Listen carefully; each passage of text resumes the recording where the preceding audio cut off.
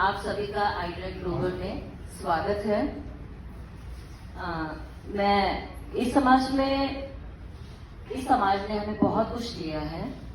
तो इस stage of life पे, हालांकि लोग तो बहुत छोटी स्टेज से ही अपना सोशल सर्विस शुरू कर देते हैं, पर अब हमें लगता है कि हमें भी कुछ समाज को देना चाहिए। तो इसके लिए आप सभी, मुझे लगता है कि अपने अपने स्तर पे कुछ ना कुछ काम, कुछ ना कुछ दान पुण्य करते रहते हैं। हम अपने बेट्स के लिए करते हैं, अपने आसपास जितने भी हमारे अंडर प्रिविलेज बच्चे होते हैं उनके लिए करते हैं। जब हम एक अम्ब्रेला के नीचे काम करते हैं तो हम सब मिलकर काम करते हैं, उसका रिजल्ट हमें बहुत अच्छा मिलता है और हम उसको बहुत अच्छे स्तर पर ले जाके कर सकते हैं।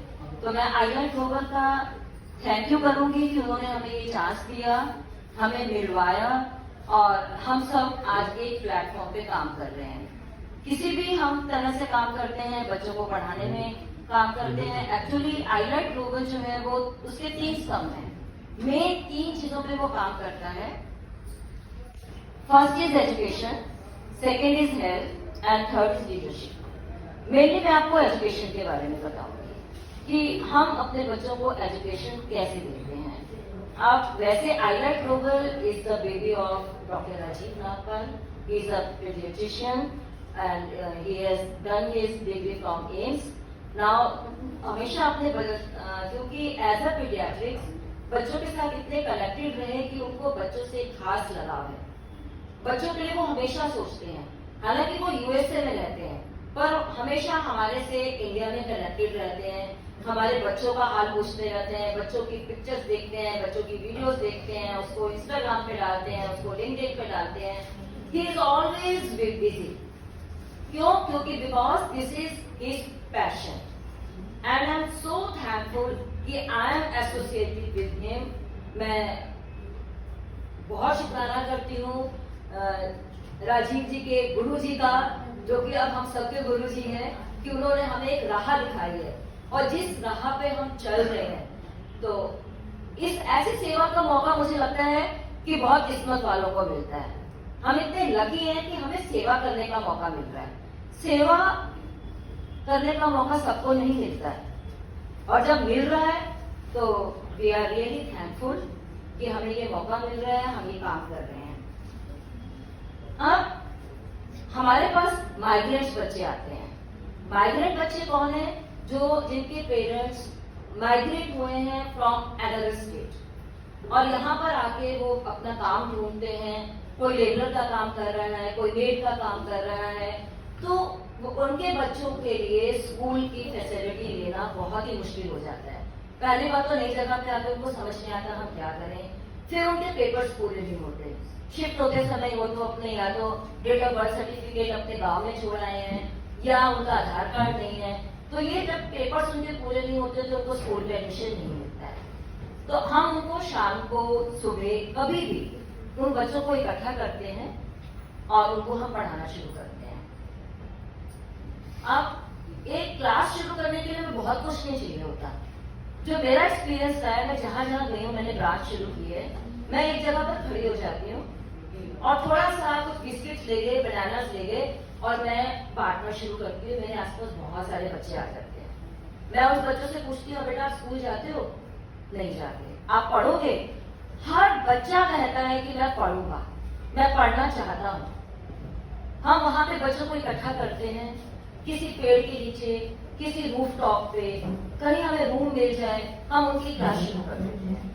एक हमें ब्लैक बोर्ड चाहिए, एक चौक चाहिए, बेसिक एलिमेंट्री बुक्स चाहिए, नोटबुक्स चाहिए और हमारी क्लास शुरू हो जाती है।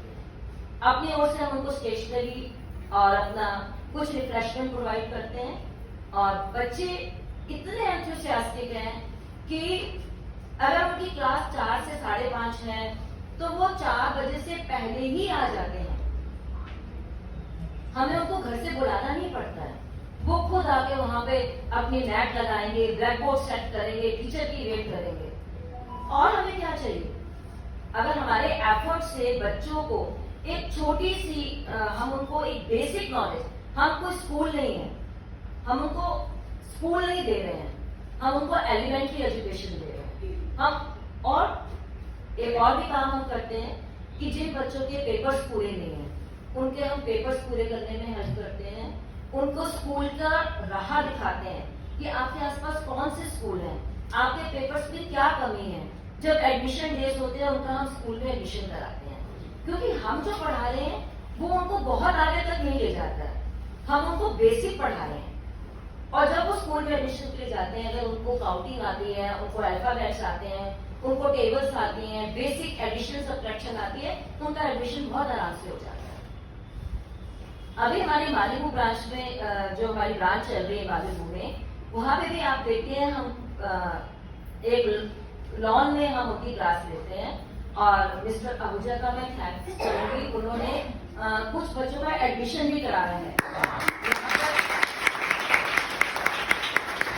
स्कूल में ले जाकर उनको स्कूल का एडमिशन करवाया है। अभी फिर से एडमिशन स्टार्ट है और हमारे पास हमारी एक ब्रांच चलती है, यहाँ पर जो हमारी ब्रांच के बच्चे आए हुए हैं, एक तो मेरे पास जो बच्चे DLF 4, मैं DLF 4 ब्रांच को देखती हूँ, तो जो वहां पर जो बच्चे हैं मेरे पास वो बच्चे आज हम उन बच्चों को लेके आए हैं, वॉलेंटियर को लेके आए हैं।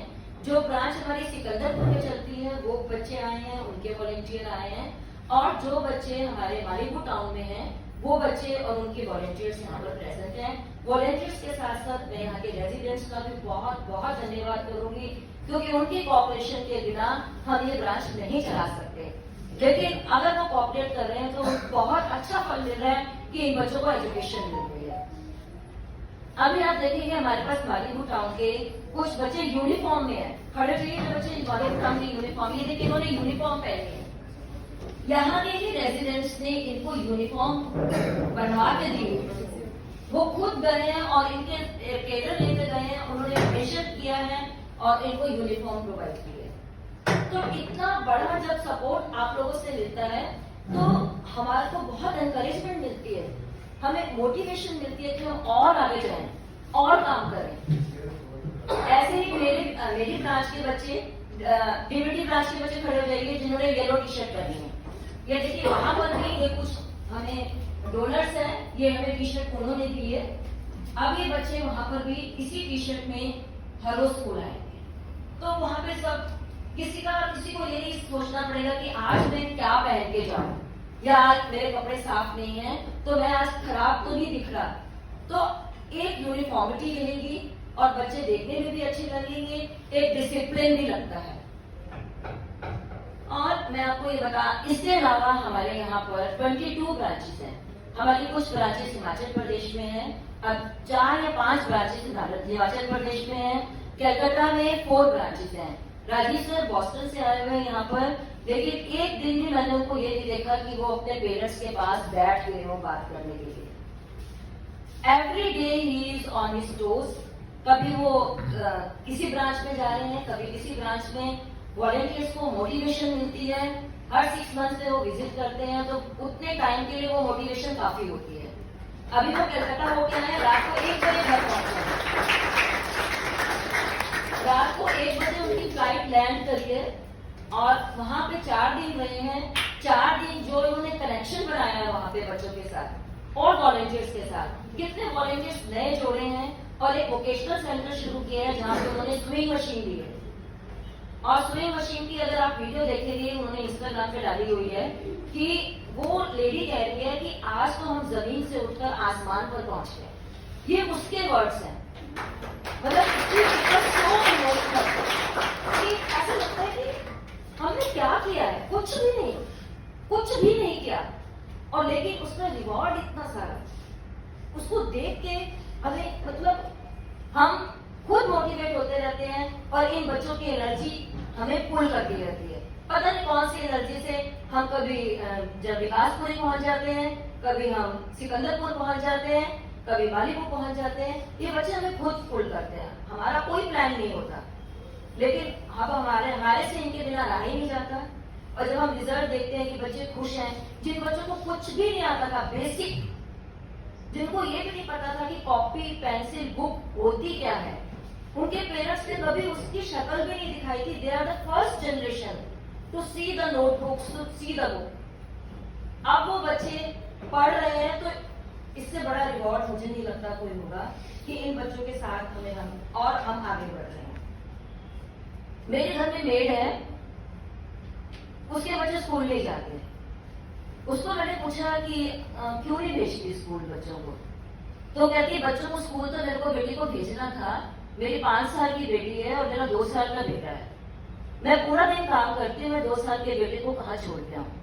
अब मेरी 5 साल की बेटी मेरे 2 साल के बेटे को घर में देखती है पूरा दिन, तो मैं स्कूल नहीं भेजूंगी।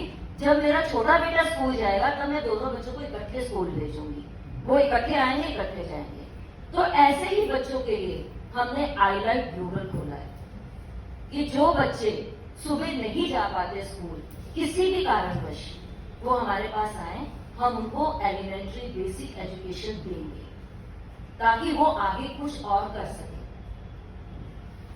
मेरे को बहुत से लोग मिलते हैं, वो पूछते हैं कि इम्पैक्ट क्या है, व्हाट इज द इम्पैक्ट। बच्चे आ रहे हैं, पढ़ रहे हैं, चले जाएंगे, तो उनका आगे क्या होगा, वो आगे क्या करेंगे। इम्पैक्ट है, इम्पैक्ट उनकी नॉलेज बढ़ रही है, उनको पता चल रहा है कि पढ़ाई कितनी जरूरी है। हम उनको करियर काउंसलिंग, जो बच्चे हमारे पास कुछ बच्चे 7th 8th में हैं, हम उनको करियर काउंसलिंग भी करते हैं।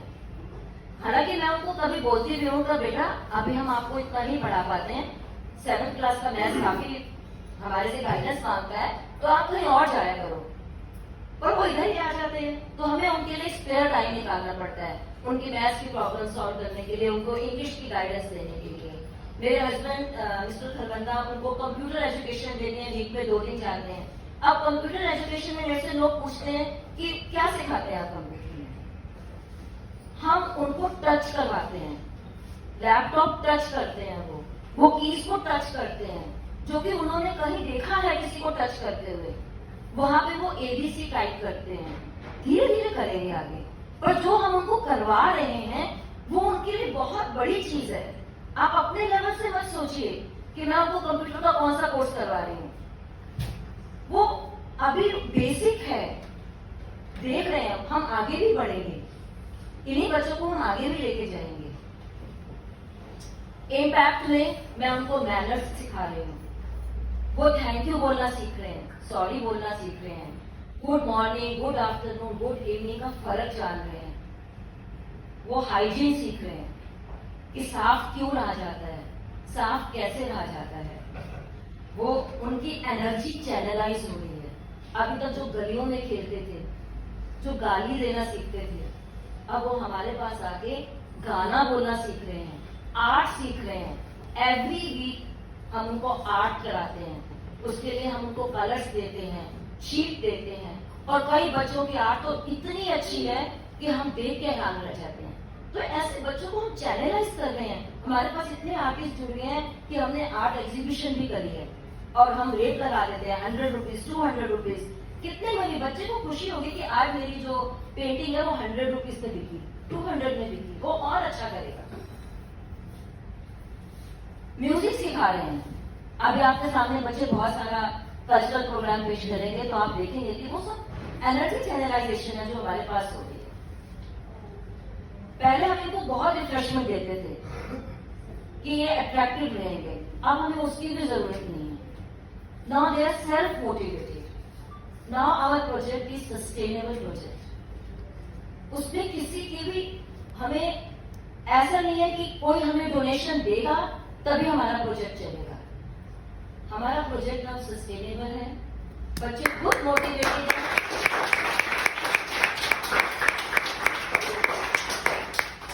कोई बच्चा कितना भी पढ़ना चाहे, कितना भी आगे तक जाना चाहे, कभी पैसा उसके रास्ते में रुकावट नहीं बनेगा। कि उसकी अगर मदद रहती है, मेरी एक और मेड है, उसकी बेटी अब 10th में गई है, तो मैंने उसको पूछा तो वो रोने लग गई कि मेरी बेटी तो कहती है मैं डॉक्टर बनूंगी, तो मैं इतना पैसा कहां से लाऊंगी। मैंने कहा उसकी चिंता तुम्हें नहीं करनी है, तुम्हें सिर्फ पढ़ाना है। जितना आपका बच्चा पढ़ता है उसको पढ़ाइए, बाकी चिंता करने के लिए हम लोग हैं। वो कैसे करना है, एक मेरा पेंटर था, उसके बेटे का एडमिशन हुआ IIT तिरुपति। सबसे पहली नीड थी वहां पे ले जाने की लैपटॉप। उस बच्चे को लैपटॉप चाहिए। अब लैपटॉप के लिए उसने मुझे कनेक्ट किया, तो हमारे साथ एक हमारी सपोर्टिव, जो हमें जहां हम रुक जाते हैं कि ये खर्चा कैसे करें, एक राधा मोहन फाउंडेशन है जो हमेशा हमारे साथ रहती है। हमने उनको कनेक्ट किया, उन्होंने भी किसी और को किया, हमें इतनी डोनेशन मिल गई कि हमारे पास 2 लैपटॉप के पैसे इकट्ठे हो गए। उस बच्चे को हमने लैपटॉप दिया न्यू, उसको बोला तुम मार्केट में जाओ, अपनी चॉइस का जो तुम्हारे कॉलेज में लगेगा अपना लैपटॉप खुद खरीदो, और हमने उसकी पेमेंट करी। और एक लैपटॉप की पेमेंट अभी हमारे पास है जो हम किसी भी नीडी बच्चे को दे सकते हैं जो कि आगे जा रहा है पढ़ने।